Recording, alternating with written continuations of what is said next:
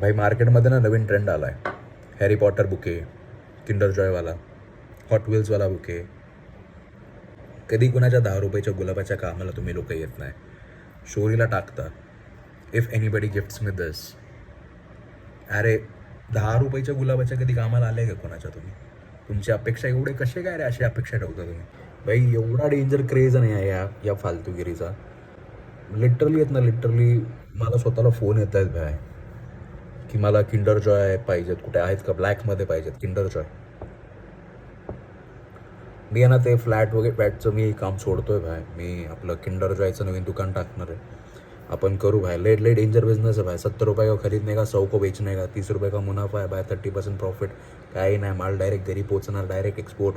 Simple बुकेवाले बनवणार, direct पोरींच्या घरी ठॉय. एवढा सोप्पा धंदा आहे भाई. जॉईन करा, लिंक पाठवतो मी खाली भाई. बिझनेस स्टार्ट करू आपण.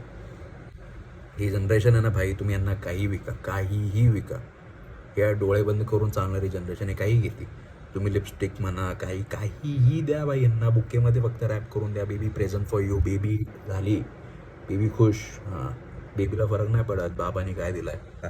थोड्या दिवसात ना तुम्ही लोक लिपस्टिक बुके काढचाल, डायपर बुके काढचाल, क्रंचीज बुके काढचाल. काय तर भाई नवीन नवीन ट्रेंड येतात. ही जनरेशनच फ्लॉप आहे भाई.